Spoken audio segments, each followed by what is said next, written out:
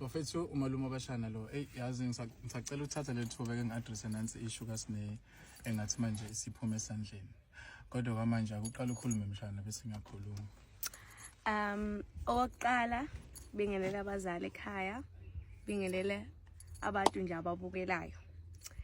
Kunesimo esincane la esithanda ukuba sisilungise. Okokuqala engangithanda ukusho ukubonga abazali abakhumulile ukuthi usinewe ingane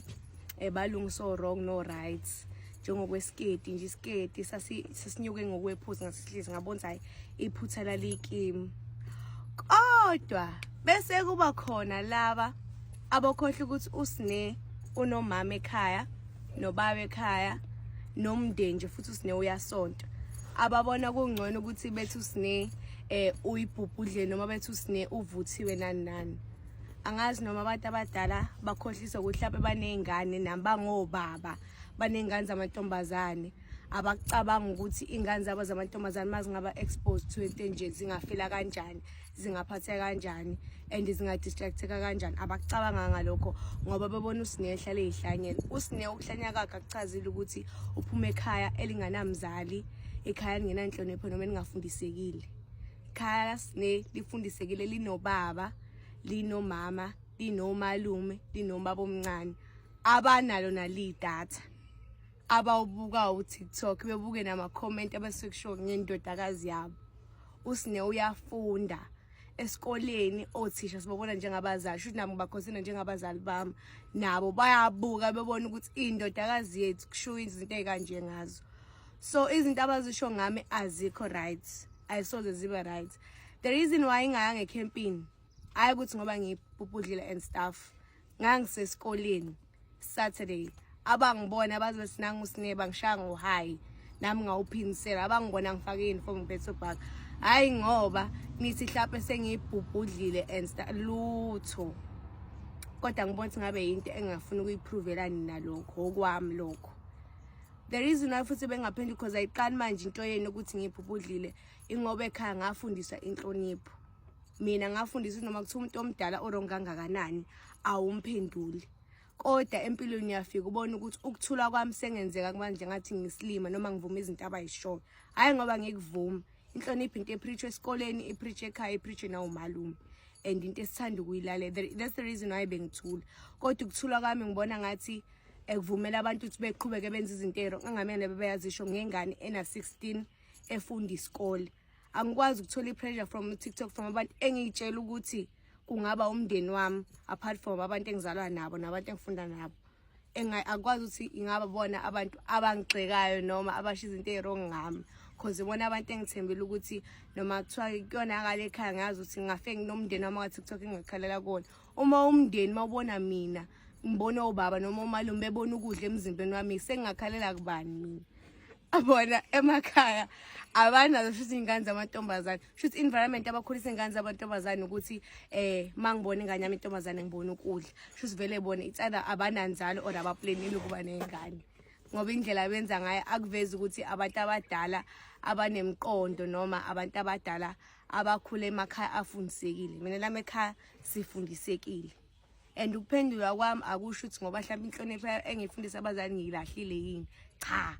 ukuthi ngoba phela manje into ngathi manje iyenyukela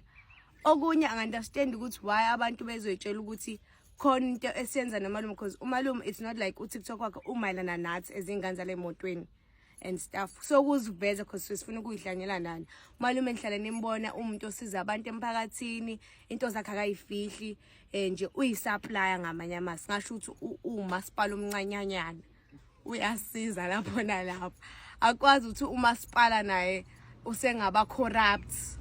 nize nemcabangela izinto ezimbi kanje ithini ngemani session nithini ngabantu abafika bezosponsor isho umalume bemsiza bona bazofila kanjani mabethuthi umalume esimsizayo unyuku bezingane la emontweni because ingane engangamani ngathi nini ngoba nithi ijola nomuntu ongangomalume akusikho legal lokho kufanele ukuthi uyanginyukubeza lokho kuyadicelela phansi isithunzi samalume nesami njengokwami siyangehlisela ukuthi abantu abadala for sure banemizi noma banabafazi noma banezingane for sure nabanabashana abebona umzimba wami babona ukudla okuvuthiwe ukuthi bekuphekwe nini namangazi ukuthi bayisho kanjani? Okay, fine. Ningasho ukuthi ngivuthiwe. Kodwa ukuthi ngiphume ngidleni ekseni anazi. Kodwa ama comment eninawo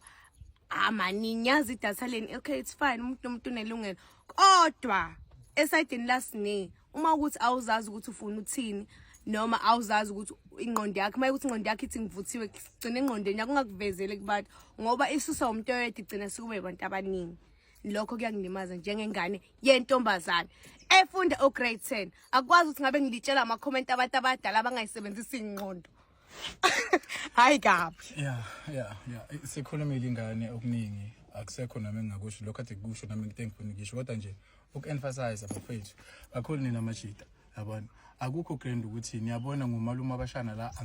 ngoba ngethi ngumalume abashana into engiyenzayo ngumalume walabashana yabona ngoba ngikuveza ngikhipha nala kwemafonini ngisuke ngenzela nezinye ingane ezingekho la ezisekudeni zibona ukuthi noma vele obaba bethu kuthiwa ba corrupt obaba bethu omalume bethu basinyukubeza benza in kodwa bakhona abanye omalume banalo uthanda bakhona abanye omalume abasasithandayo abafuna ukusiprotect yabona so ngoba ngenza lama video ngwafaka la ku TikTok ngisuka ngenzela ezinye ingane lo TikTok lo oweyingane yabona so ngiyanicela bafowethu nina kakhulu nje amajida ningafiki la nizo comment into engekho grand yabona out nawe and then ibona izinto ezingekho right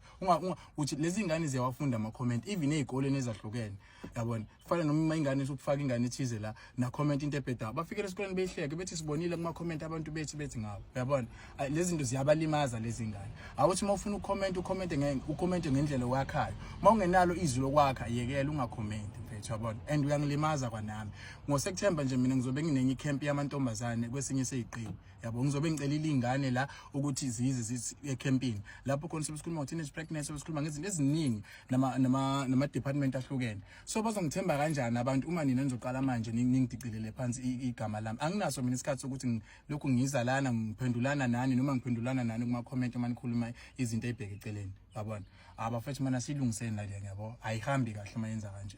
ningamadoda nina and then nini emele ngabe nibambisene nami ukuthi sakhe isizwe sakusasa ithini isizwe sizosidicelela phansi thina futhi ekumele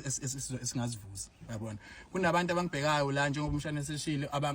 kunabantu abakhulu la abayibukayo zonke izinto engizenzayo abathulayo abangisupportayo yabona bayabheka nje if ever nani masenibheda nithi umalume wenza ukuthi fanele nithe umalume mhlawumbe umalume ngathi isitabani umalume ini angizile la nokuzochaza mina ngempilo yami ukuthi mina ngiphila into enjani mina njalo into engizile la ukuzosiza abantwana nokukhombisa ingane uthando nokukhombisa ingane ukuthi abantu besilisa bakhona abasanithandayo bashana bakhona abantu engingabalekela kubona ngize lana ukuthi nawe wena ungawucomment inyongo ukuthi ufunda ukuthi ke ingane ziyathandwa ingane lezi akusikho ukuthi mawubona ingane engaphansi kwa 18 usukaba ukuthi intombi kuphi lena ingane ehlaza kanje wena usubona intombi shuthi yabona la majimbo silimele ingqondweni asilungiseni lento bafethu yabona asilungiseni majimbo sayihambi kahle mayihamba kanje nizongilimaza yabo nizongilimaza kakhulu. With that said malume singithi malume abantu abadala sibonga abazali ababuye bekhuze ngoba phela izola kaswafuni nabo bakhona abasho ukuthi hayibo ingane lezi laba basena lawo mehlo sisibantu abadala siyabonga neyalo zenisizwile ngiqaqe ngisho umphetho wesiketi and